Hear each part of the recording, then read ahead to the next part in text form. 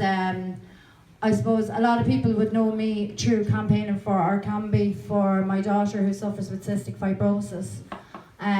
We were about a year and a half campaigning for that drug, and essentially the whole time we were literally just begging for life. Please listen to me, please listen to me, please listen to me, please hear me. I'm begging for my child's life. Vera, at the same time, was walking from Cork to Dublin saying, please listen to me, please listen to me, please listen to me, and begging for her child's life. The problem with the health system in Ireland and the problem with the way it's working, or not working, is that it's completely isolating people. You're living in isolation. When I came forward with my story, with Gypsy's story and what was happening in our lives, and after that, I couldn't believe so many people from around this country contacted me, and I'm sure you're the same. And the main message that I'm hearing of people in this country is that they're suffering and they feel isolated. And that's why it is so important in your communities. So I'm hoping that people, and I know there's people from all over the country here, and I also know that we're streaming online, and I want to say hello to everybody at home as well. I'd advise you to go organise a public meeting. Go and come out on social media and tell your story. Go to newspapers, go to radio, go to any single person that will listen. Because when you're doing that, you're saving Gypsy, you're saving my daughter, and you're saving Ava, you're saving Kenny, and you're letting, Kenny has two. We met Kenny's little boys on Sunday, and they're absolutely gorgeous. They're gorgeous. It's so funny. They're around the same age as all of our kids are in and around the same age, aren't they? You know, the sad thing about this is that Kenny's literally fighting for his life, but really what he's doing, he's fighting so that his little boys and his family watch their dad grow up. And that's friggin', I'll say it, fucking heartbreaking. It's absolutely heartbreaking. And that's why it is so important to keep doing what we're doing and to try and highlight situations. And when we organise, when we have meetings like this, what message are we sending out to people? We're sending out to people the message loud and clear that it's okay to talk about medical cannabis oil. It's okay. It's the thing. It works. It has advantages. It is okay to talk about. It's not a big taboo. We're okay. You don't know who's suffering. Your neighbour could be suffering on medical cannabis. You're a teacher. One of the members of the Gardaí could be on medical cannabis for chronic pain, because when you're in pain, it doesn't matter who you are. You will do anything just to try and go to bingo, or just to try and set one foot in front of the other and literally get yourself out that front door in the morning. Because, and again, that's what we're trying to do. That's why we're here today, is to try and bring people out of isolation and make their life a little bit more comfortable. And I do not know what the hold-up is in government. I do not understand why they constantly put up this wall and this fence against people who are suffering. My daughter, again, she's 16 years of age, and as I said, we were both campaigning around the same time, and Gypsy was in Crumlin Hospital. She was in an admission. She's in very regularly, and she I got a little bit of water. She knew Vera was about to drive up to Dublin, and she asked me, she said, "Mommy, please," sorry, just take us up a bit.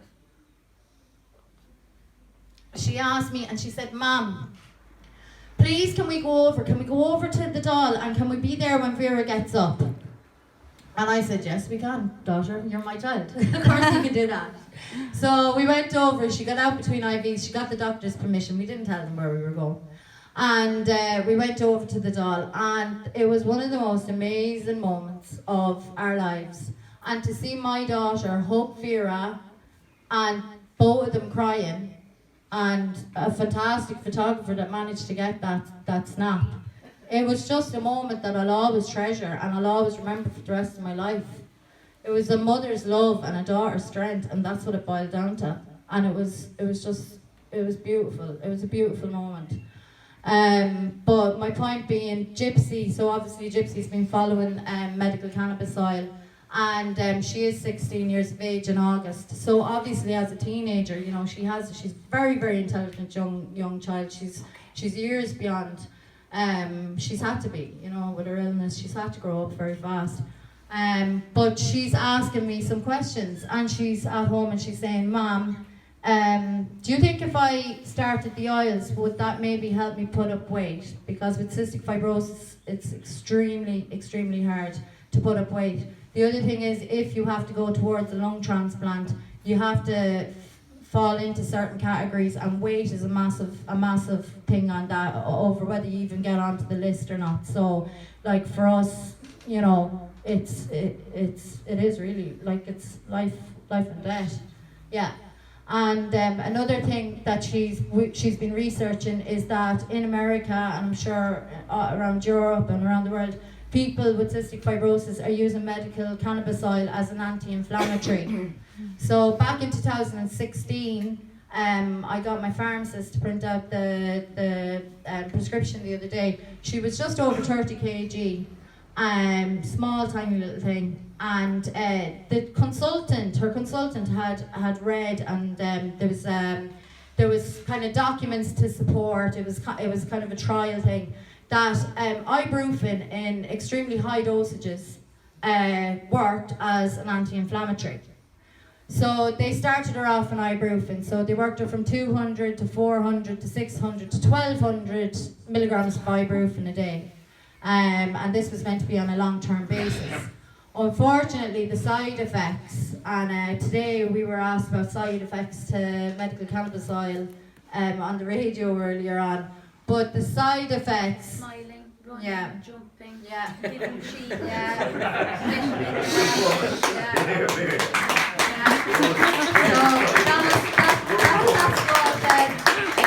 He was told on the radio. But unfortunately, the side effects to the ibuprofen was, in some cases, it caused severe bleeding. So, unfortunately, my daughter had a massive bleed from the lung, and when I say massive, I don't need to describe it.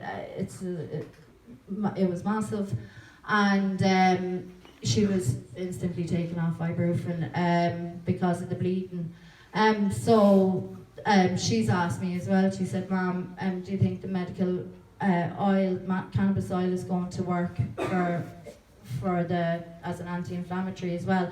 And I personally, I don't know, I suppose I'm not a consultant, but I would rather see my daughter on medical cannabis oil drops than coughing up a pint of blood and being overdosed on ibuprofen.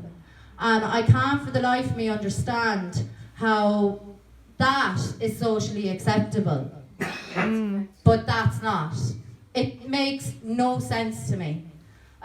Makes no sense whatsoever. So it leaves me in a bit of a situation right now, because on one hand, you know, obviously I want to go to have a good chat with my daughter. We want to look up about the oils. We want to find out more. We want to see if it works, because if you have a child that's sick, you're going to try absolutely anything.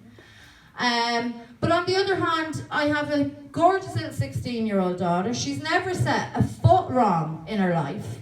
She doesn't drink, she's not bold, she doesn't do anything. She's brilliant. She's absolutely, sometimes I wonder how she's actually my child, because she's that good. But the point being is, now, because my daughter is seeing these results with medical cannabis oil, she's now going to be called and labelled as a criminal.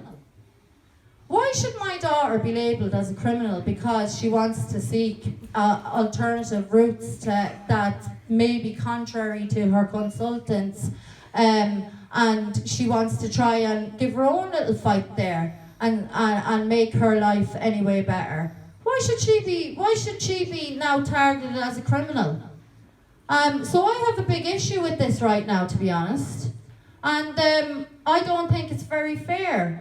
And I don't think it's very fair that people in this room are being basically criminalised because of the use of medical cannabis oil.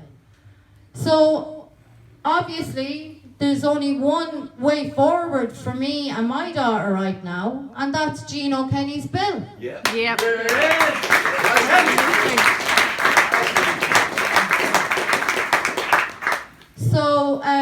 So with that in mind, you know, I'm absolutely delighted that everybody came here today, and like as Vera was saying, keep ringing.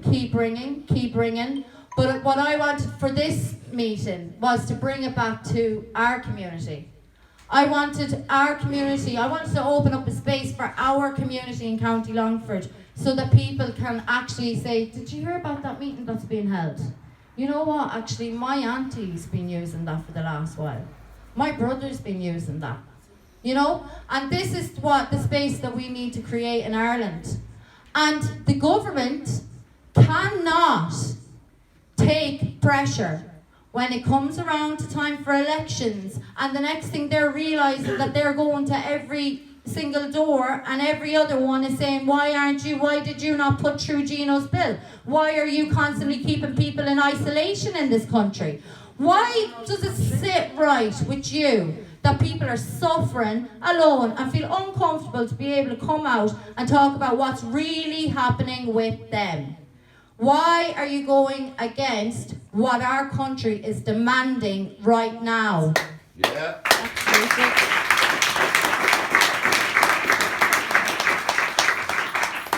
What we need to do is we need continuous pressure.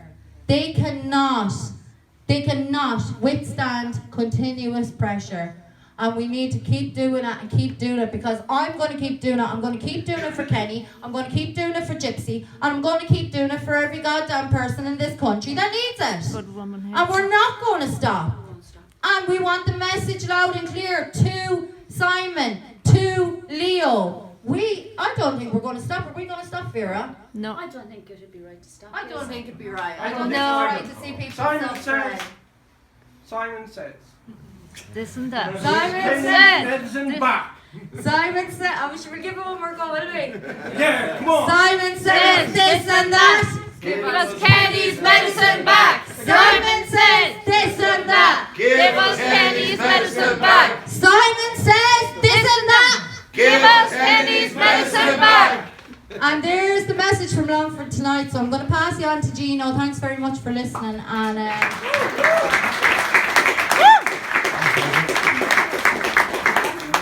thanks for Hazel there, and thanks for inviting me down, and thanks for everybody for coming. This is probably about 30 or 40th meeting around the country speaking on this topic, and every meeting is very different. Every meeting is a different place, but they've been brilliant, the meetings, and they're very encouraging for not only myself but for the people that you meet, because this is kind of a people's movement.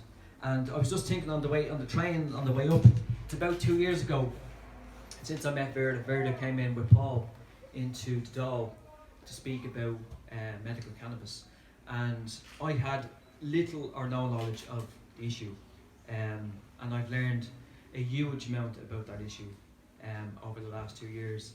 And I think Vera's story is, has caught the imagination of everybody in this country. I mean, there's not many people that I don't know what your family went through, and it's literally outrageous what Vera's family went through. They had to go to and fair play to Vera. I mean, the two things after that long battle of getting the license for Ava and getting the reimbursement by the state. There's also a caveat with that. There's a ridiculous situation we have in this country where, in Vera's case, and 6 other people, I think, that have got licenses, have to basically go out of the country to get medical cannabis. So, they have a 3-month license. They get the prescription from Holland or the Czech Republic and come back with it. So you can't get it here. It's literally ridiculous, and the cost is incredibly prohibitive. Just on the reason why we're here, one of the main reasons is in relation to Kenny. And I mean, I don't know about you, but I'm angry as hell when and I hear about this situation. Angry. We all are, Gino. It's disgusting. I said it to Kenny privately, and people need to hear this. Anyone in this room can wake up tomorrow and be in Kenny's situation. Right? Everyone in this room may not have a family, but for us that have, we have to know that for our family, is this going to protect our kids? If our kids wake up tomorrow, same as gypsies, and ask us these same questions, are we going to go around and say no? Are we going to treat them as criminals? Not at all. Criminals are faceless people that hide behind whatever they hide behind. Kenny's not hiding behind anything. No, he's not. He's not. He's fighting for his life, and he wants to live his life, a happy life with his kids. He deserves that. And everybody in this room, I don't care who they are, whether black, white, or whatever, they all deserve the same thing. So this bill needs to go forward for them. Yeah, I mean, the bill I put forward about nearly a year and a half ago, but just to give people an update of where the bill is at, they're actually discussing opposition bills at this moment in the Dáil, not in the kind of the chamber, but obviously a Dáil Reform Committee meeting.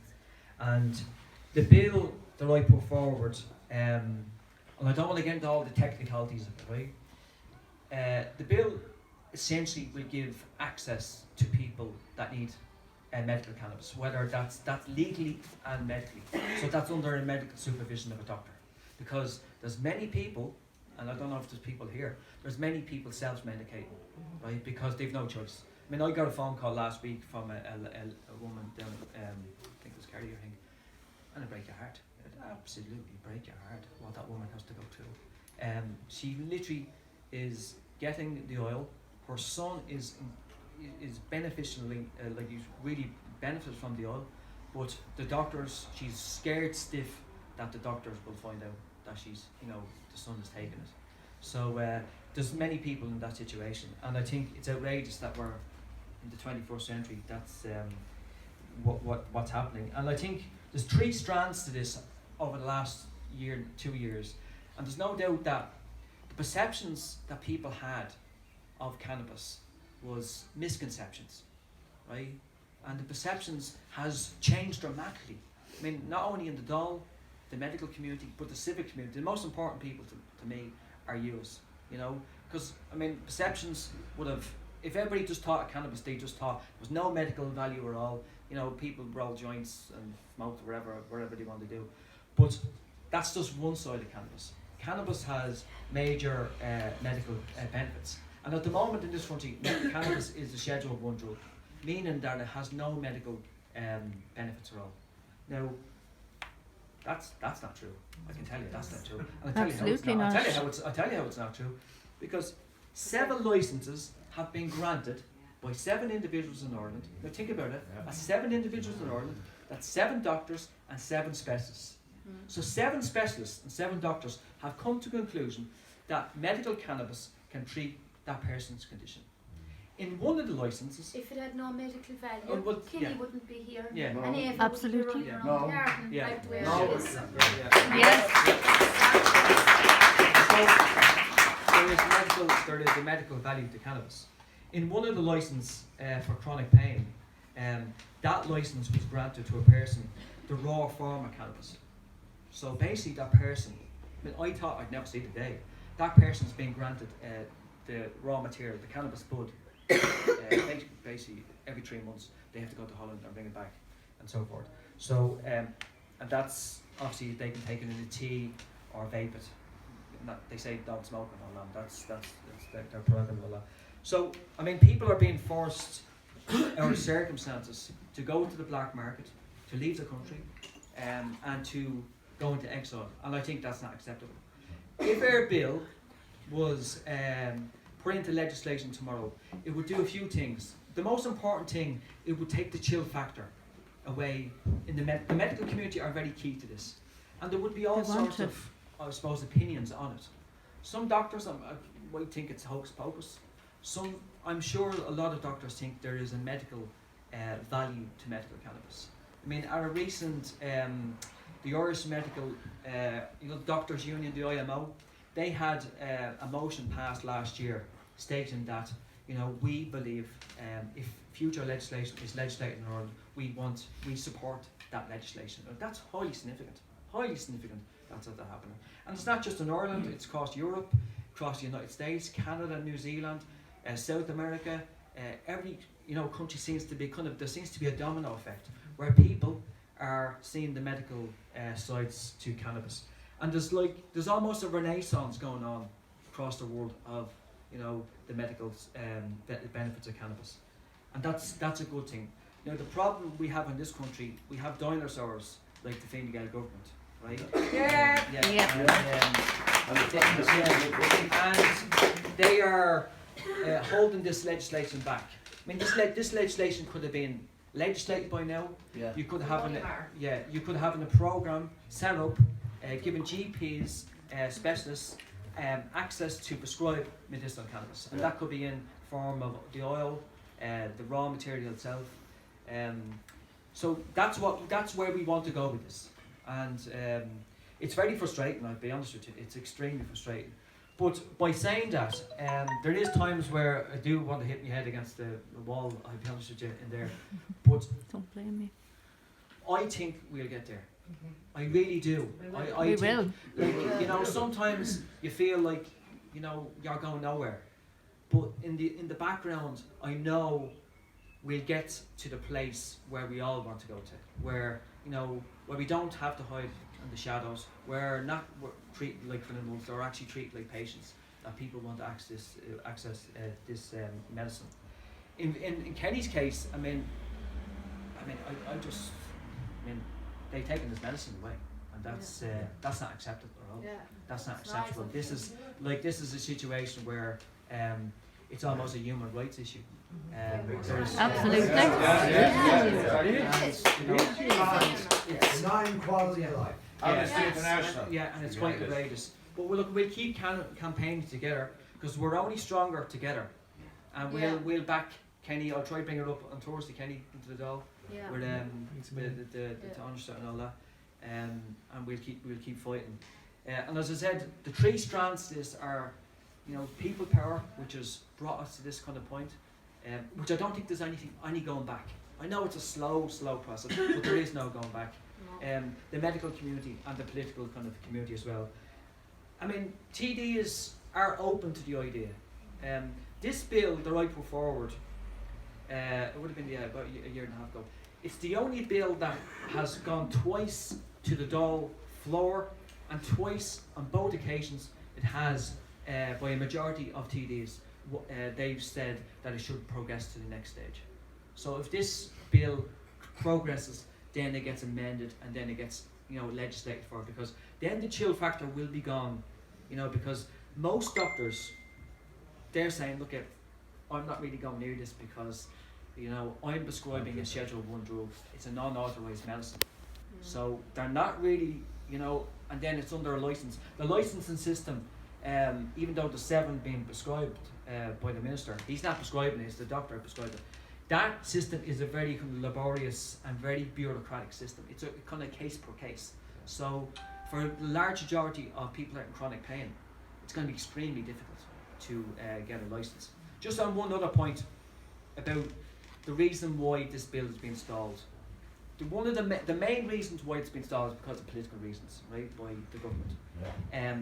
And they have proposed a cannabis access program, and this came out of about 14 months ago from the Health Products Regulation Authority. Out of their kind of recommendations, they said there should be a program called the Cannabis Access Program. It sounds good, but when you kind of look into it, it's not that great. And it proposes only three conditions where somebody can be prescribed cannabis. That's epilepsy, chemotherapy, spasticity with multiple sclerosis, and the side effects of chemotherapy. So this was proposed 15 months ago, and nothing has happened. Absolutely zero.